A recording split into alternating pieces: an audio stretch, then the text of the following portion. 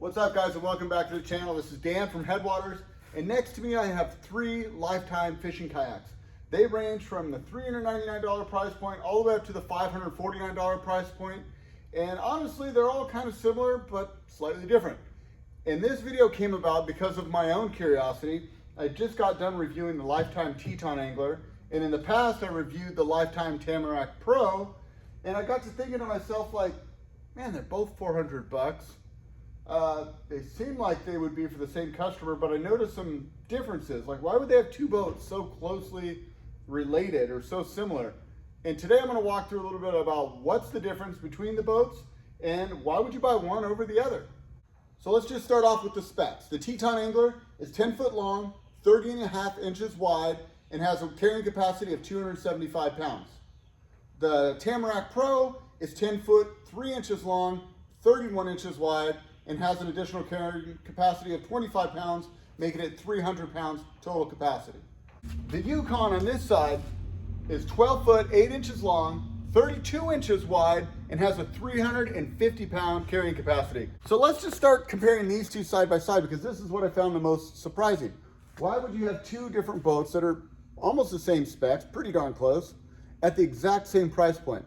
Well, I really think it comes down to who is selling these kayaks, right? If you look up the Teton online, you'll find that mostly Dick's Sporting Goods, if not only Dick's Sporting Goods, is selling this kayak. So a lot of times what manufacturers will do, and I don't know this for sure, I don't work for Lifetime, but this is the vibe I get, is they'll have boats that they want to sell in different locations. So Dick's might get the Teton, whereas Walmart's going to get the Tamarack Pro. Walmart sold a ton of Tamaracks over the years, probably millions of Tamaracks. And so they wanted to revamp it, update it, and have that boat kind of exclusive to them. Now, I know if you search around online, you might find other people and players that do sell these different boats, but for the most part, those are the 2 big players. And then I think Lifetime realized that there's another big market for a little bit bigger fishing kayak, a little bit more feature-rich fishing kayak, as well as a kayak that's gonna work for a larger size paddler or a variety of styles of people. And that's where the Yukon came in. Walmart had this one at $529, which I thought was a really crazy cheap price for what you're getting. They had the Lifetime Tamarack at $399, and then Dick's Sporting Goods had the Teton online at $399 as well. So I'm gonna go ahead and bring you guys in close, and we're just gonna talk features, especially with these 2 kayaks, because if you're looking at these, like, why get one versus the other? Well, I'll start by saying who has it in stock. It's 2021, and what we're finding is kayaks are selling out. In fact, when I Googled Lifetime Tamarack Pro, I found it to be sold out everywhere. However, I was able to walk into Dick's Sporting Goods, pick this one up off the shelf, and they had a lot more where that came from. So on the surface, these 2 kayaks share a lot of similar features. If you look at them on the tap down, very similar hull designs, almost identical seats, the same idea with the front bungee, simple cockpits, but you'll notice a big difference here, right? The Lifetime Tamarack Pro has adjustable foot pedals. The Teton Angler has the molded foot pedals, so a little older style. This one looks like it carries a nice track. Looks like a Yak Attack track to me. I don't know if it is for sure, but it definitely feels like that sort of quality. Whereas the Tamarack Pro has a little bit chintzier rails on it. Other little features in the cockpit is you'll notice this one has a little measuring board for fish. And the big thing is this one actually has a hatch between your legs that gives you access. It's got this little bucket insert there, and then that can pop out if you wanted access to the inside. If we're looking flat on the decks, you'll notice something else. See how that seat sits slightly higher in the Teton? So not only is it a little bit narrower, only a ½ inch, but the seat is elevated up maybe another inch compared to the Tamarack Pro. On the sides, you'll see identical carry handles on both boats. This has a fairly chintzy paddle clip. You know, see how it's just screwed in there? Whereas over here, I'm not a huge fan of this either. This is drilled through the boat, but it actually works much better. It's a much more substantial, longer paddle grip, and it hooks onto a hook here. This one does too, but this is just very, very chintzy. When I'm looking at the chairs on all 3 of these boats, they share the same Lifetime chair, which I found to be comfortable, ergonomic, adjustable. Really like the chairs on all 3 of these boats. Going back behind the cockpit, you'll see the same flush mount rod holders, although different articulation. This one sticks more out straight to the side. These ones are rotated a little bit further back, which I think that's a better location to have them.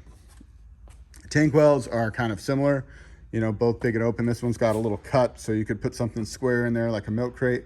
This one has a double cross, whereas a Lifetime Tamarack only has a single cross, but really not a big deal either way. One thing I noticed on this boat that this doesn't have, this has these little hooks to clip on the seat, and there's really no good spot to do it to on the back of the Teton. Whereas over here on the Tamarack, I can take these guys back to here and clip them in place, and that keeps the seat from flopping around. And when we look at the Yukon over here, it gets a lot of features upgraded. If we're looking at the deck, it gets a carry handle as opposed to the little stern toggles like these two boats have. You'll see here a little flip top drain plug. That's actually the same on all the kayaks, little screw in drain plug. This one doesn't have it in the back. It actually has the drain plug here along the side, just so you can tilt the boat on its edge. It is tough to get all the water out of this boat, so I would recommend, if this is your kayak, bring a bailing sponge so you can just open the front hatch and get all the excess water out with a sponge. Other key features that separate the Yukon from the Tamarack Pro: much more generous open tank well. Again, it's 12'8", so you have more room to work. It's got rod holders as well. You'll notice the seat sits up high. I actually have it in the high position. The cool thing about this boat is you can pop it, move it forward, and it articulates the seat back for more of a reclined position. It also lowers your center of gravity a bit. Paddling it, I found I liked the high position. I felt like it was more comfortable. When it was in this articulated back position or low position, I felt like I was leaning too far back in the kayak and didn't find it comfortable. But you've got options if this is your kayak. This is a little spot where you could put a tackle box in there. This would go over the top, clip on, clip in place, and then I would hold that tackle box in place. It's got the same paddle storage as you see on the Tamarack Pro. In the cockpit, they carried on with the measuring tape. You see that there? They also made this a lot more standing friendly. So a huge open deck layout. The boat is definitely stable enough to stand in, 32 inches wide, which is pretty good width. When we get to the hull design, that'll really tell a better picture of why it's so stable. It's got the nicer track systems like the Teton. And then this is kind of cool. It's got a stand-up assist leash that's adjustable. So if you need to pull yourself up out of the cockpit to stand up, that's what that's there for. Other smart little features is this little guy. Just a little simple camera mount. If you wanted to mount a GoPro there, it's already pre-installed, ready to go. And then it's got a front storage hatch, which I like. That gives big access to the inside of the hull. You can feel it's got like a little rubber gasket here, and that actually seals on there pretty well, and you know, creates a semi-dry compartment. Another thing that is worth noting on this kayak is on the insides. If I put my hand in here, that screw doesn't go all the way through. See that there? It's all molded in.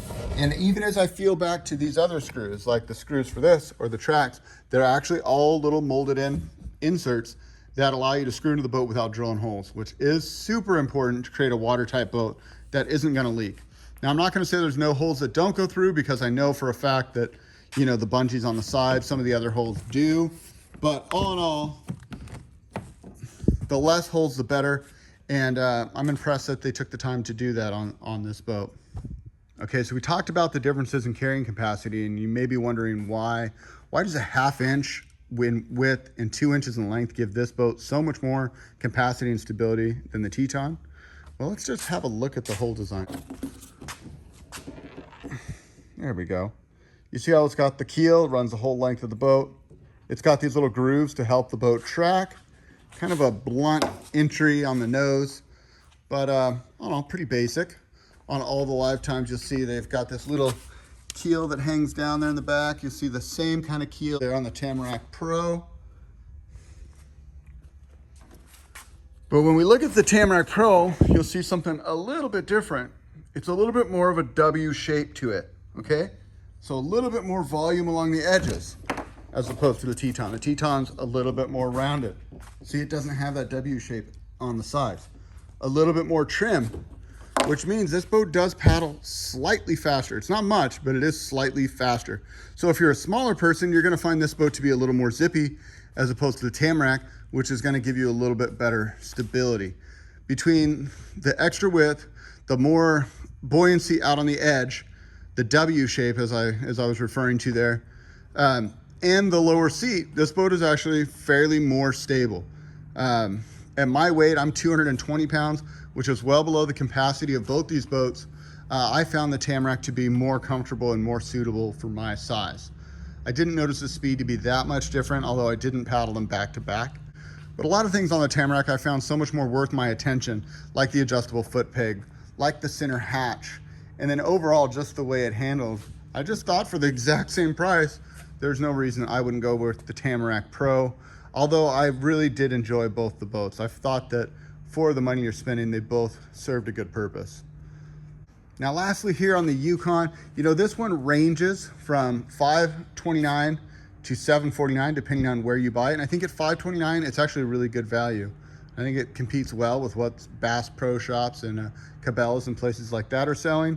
However, at $749, I think you'd be way better served to jump into, like, I don't know, maybe a Feel Free Moken or a Crescent CK1 or something of that nature that's going to be a little bit better made and a little bit nicer to paddle. But let's talk about what makes this boat so stable. Let's lift this up and have a look. You see that? See that W? All that buoyancy out on the edge? Let's go to the back. You'll really see it back here. So it carries that volume all the way down the side. And in the back, it almost makes, see how flat that is? Carries that width all the way back to the stern. Nice blocked off stern.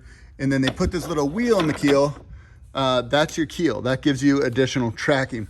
So what I found on this boat is that it's not the fastest thing in the world, but man, is it stable. Anytime you carry that width all the way back into the stern, you're gonna get a ton of stability. It also has a ton of carrying capacity. But typically when you get stability and carrying capacity, what you sacrifice is speed and performance. So these two, very similar. This one's a little trim, this one's in the middle, and this one's the most. So it's kind of like playing Goldilocks, really. Which one's right for you? If you're a smaller paddler, I think the Teton is gonna give you a little bit better paddling experience. If you're my size or sort of in the middle and you wanna throw and go kayak, Tamarack Pro is still probably my house favorite. And then if you're a little bigger guy and you want that added space for a dog or stability or your fishing gear, or whatever the case might be, the Yukon is gonna offer the most stability, comfort, but you are also gonna pay for it in the weight department. Again, going over the weights, you're looking at 53, 54, and I believe it's 78. You guys, I throw these numbers around. I do research them before I shoot the video, but it's all sort of general in my head. So the best thing to do is go to the description. You can see all the stats of the boats, the weight of the boats there, as well as links where you can go check them out in more detail. So get out there and enjoy the adventure that's in your backyard. And until next time, this is Dan, as always, wishing you happy paddling. We'll see you next time.